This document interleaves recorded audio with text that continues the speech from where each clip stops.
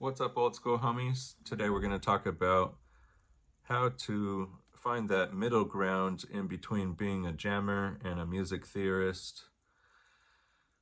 Oh boy. This was something that took me many years to figure out. There's quite a few illusions in your way of seeing exactly what's going on in the music world because of the fact that everybody learns music differently. And once people are good at music, they feel pretty strongly about their camp of how they make music. You could end up with camps that don't like each other, camps that talk shit about each other. It's very easy, you know, to say that you don't like some certain genre of music and then hate on it. Literally, you don't have to do that. The fact is that everybody is trying to create something with music. They don't really know what it is. Sometimes the people just hear a drum beat and they're stuck into that. You know, some people hear a guitar solo and they're stuck into that. You know, maybe someone heard a violin in an orchestra and they're stuck on orchestra music. It doesn't really matter how you ended up liking music, but sometimes that does fate you into the direction that you will take to approach playing music yourself. It's basically a lot of the music that you hear is a lot of the music that you're going to want to play, even subconsciously when you're playing music. Old licks from songs that you used to like, even if you only liked a certain part of that song, will come back out in your playing, kind of. So, anyways, I think what happens to people is either they feel uncomfortable on the side that they're in after a while.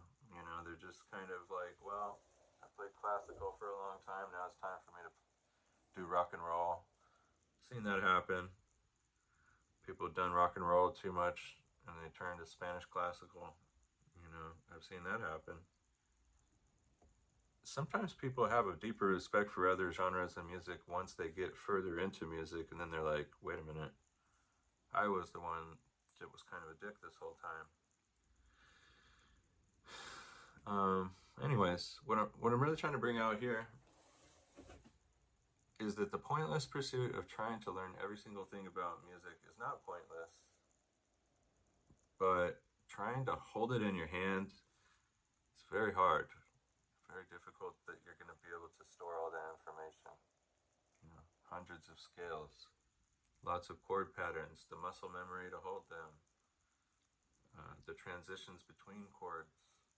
What happens with music is it's a little bit too complicated for the human mind to fully grasp. And when you see somebody that thinks that they can, they're really just faking it right there in front of you and you're believing them. It's called songwriting. Like it's all it is, man. A song is something that you crafted over a certain period of time and you had time to do it. You're just jamming along with other people. You're only going to go so far with that. You could find other jammers. You guys could all flex on each other and whittle around. It's cool.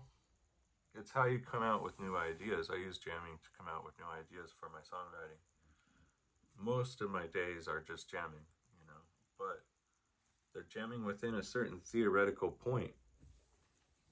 And that's what helps me. I don't need to know every single scale to play one scale for one song. So do it one song at a time. Songwriting is going to help you. Making a song sound good and on time is because you practiced it over and over. Therefore, it has to be a song. It can't just be a jam. You know what I mean?